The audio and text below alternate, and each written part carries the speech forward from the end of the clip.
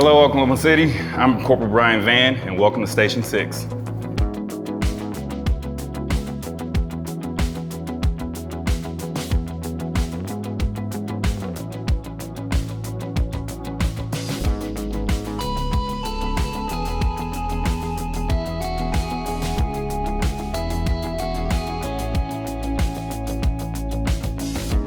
Well, welcome to Station 6.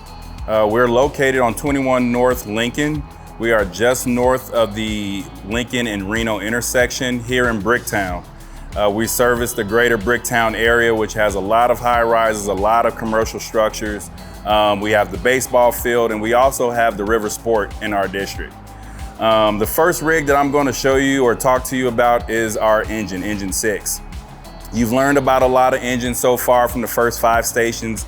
This one pretty much matches most of those rigs. This rig carries about approximately 500 gallons of water. It has 5 attack lines that we use. One being here is our hose line that we're normally used to fight off vehicle fires. We have 3 cross lays here. Normally we take these for the house fires or commercial fires. Our 5th attack line is another 2.5 on the backside of the engine. The engine is more responsible, is not only responsible for fires, but it's also responsible for our emergency medical calls. We do have a paramedic that works on this engine along with 3 certified EMTs. 20% of our job is fighting fires. The other 80% on the engine is medical services. The next rig I want to talk about is Rescue Ladder 6.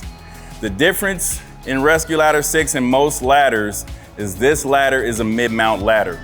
We received 6 of these ladders, which are assigned to Station 1, Station 6, Station 7, Station 14, 15, and 16. The reason it's called a mid-mount is because the pedestal, which is the bottom of the ladder, is seated at the middle of the rig.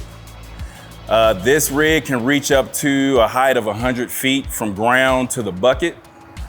We would utilize this to reach high points on buildings for rescues. We've also been practicing crane operations to take a rescuer and a Stokes basket and lower it down to a victim, extract them, and pull them out safely. Here's the bucket. If you've seen some of our older ladders, the bucket, if we did have a bucket, it would have been over the front of the rig. So the bucket's on the end, which makes it a lot easier to do low angle rescues with this type of ladder, with the mid mount. And the next rig I want to talk to you about is Rescue 6. Rescue 6 makes Station 6 unique because it has all of our technical rescue equipment. Most of what we do is motor vehicle accidents, sometimes motor vehicles against structures, and then we have other things that we deal with. I want to start right here. We have our assortment of hydraulic tools, our spreaders, cutters, ram, and little windshield cutters. The difference with these tools is we can use the actual apparatus itself as the actual hydraulic pump. In addition to those tools, we have electric extrication tools. So the same thing, we have our cutters, our spreaders, and our ram, but these are all battery operated.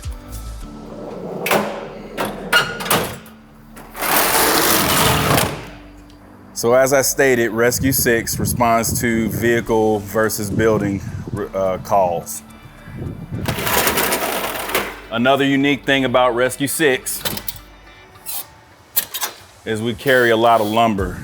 This lumber is used in case of a structural collapse. Sometimes those vehicles may hit a weight-bearing member, and this is used as a temporary means to keep the structure in place until there's a permanent repair. The crew of Rescue 6 has to be certified in different technical rescue skills. Some of those being structural collapse, motor vehicle extrication, trench rescue, confined space rescue, and we also have rescue divers. This is our bunker closet. This is where we keep all our personal gear. Here at the station, we have to have at least 11 personnel, 4 for the engine, 3 for the rescue ladder, and 4 for the rescue. We do have approximately 14 people assigned to the station. So over here, we have our rig cleaning area. We are very appreciative to the city of Oklahoma City for the equipment that we have, and we want to make sure that we take care of that equipment and be good stewards of all the equipment that's given to us as firefighters. We do wash our rigs at least once a week, but as needed. And today our rigs needed it this morning, and we gave them a good wash down so that you can come out here and see, what we have on display.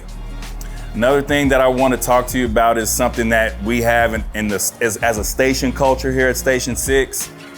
These chairs, they may look like regular chairs to you, but these chairs right here symbolize a brotherhood, brother and sisterhood, a family. Every morning here at Station 6, when we come in, between the shift that's going out and the shift that's coming in, these chairs come around into a circle, and we'll have our talks and meet up with the outgoing shift or the incoming shift.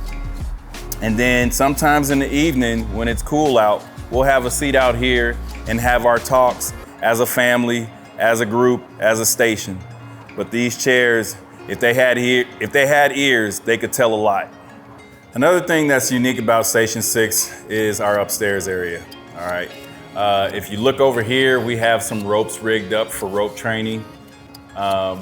We come up here, we do rappelling as you saw me doing earlier. We can do rappelling over this wall. Inside here, this room is used for multiple purposes. We store a lot of equipment.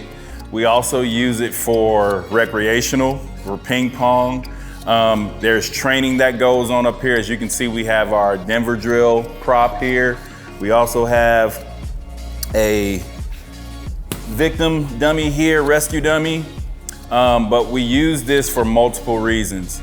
Sometimes it's to get away and talk, to train. We set up different scenarios if we have recruits for them to do search up here. But this room provides a lot of use, especially storage and training. So that covers all of our active rigs at the station, but we do have one more rig to show you. And our fourth apparatus is the 1910. It's one of the old school engines from back in the day. It still functions, it has a working siren, and one of the last things we use it for is as our fire chiefs retire from duty, their last duty is to drive this apparatus. So here's an enshrinement of the first 12 Black African-American firefighters on the department. We have their pictures, and we also have a statue here that has the badges of all those firefighters. We have a lot of old relics here in the museum. One of the old devices that was used way back in the day is the Browder safety net. You might have seen it in the movies where people would jump out of the windows and they would jump onto this trampoline-looking device. Well, we still have one on display.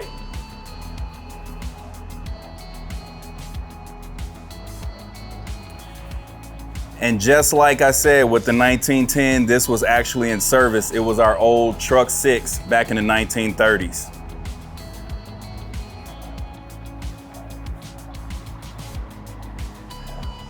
One other item that I want to go ahead and point out is this marble slab. This was brought back from the Murrah building after the bombing. And now here's our gym. We are very fortunate to have the ability to work out. We're offered or given the time at least 90 minutes per shift to work out. And as you can see, we have a lot of cardio gear, weights, the whole 9 yards so that we can stay fit for a physically demanding job.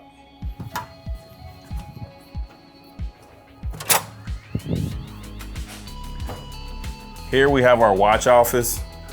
Most of our drivers and firefighters will be in here to do reports, run reports, incident reports, any training that's required, we take care of it here in the watch office. This is the station officer's office. He has his office, bedroom, and his restroom all in one area. Down this hall, we also have our day room. We spend whatever time we can to maybe watch a movie or maybe even a sporting event if we have the opportunity. Kick back and really just kind of hang out with each other here. We have 2 junior officers. They have 2 rooms here and here. This is their workspace and their own separate restroom. And on to the more popular area of the station, the kitchen. We have a very open kitchen, which leads into our dining area. We have 2 large refrigerators, a large freezer. We have 3 food closets, 1 for each shift. And then you can see our stove, 2 dishwashers, it's all here. So today I'm cooking and we're gonna be cooking outside. Not right now, but we have our grill out here and sometimes we'll come out and grill whatever it is that we wanna eat. Another thing that we have out here is Station 6 is one of the few stations that has its own fuel pump for diesel and gas. It makes it simple for the other stations to come by here to fill up because of all the calls that we make and we burn a lot of fuel. So this kind of simplifies it for the district. Down this hallway, we have our bedrooms. Down at the end, we have our men's restroom and showers. I'm gonna show you one of our bedrooms though, on the inside. The nice thing about being at Station 6 is every firefighter gets their own room to sleep in.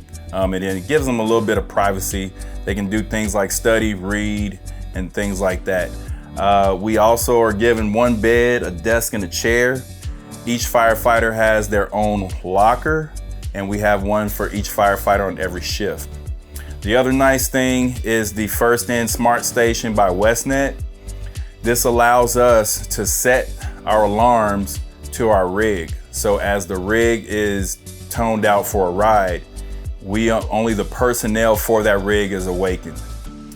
One thing I want to show you is if there's someone inside the room and I come in early in the morning for changeover, instead of waking them up, if I need to gain access to my wall locker, I can do it from the outside.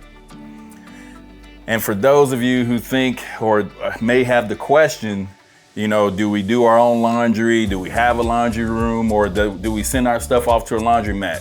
Station 6 does have our own laundry room. And this is also where we keep our cleaning supplies.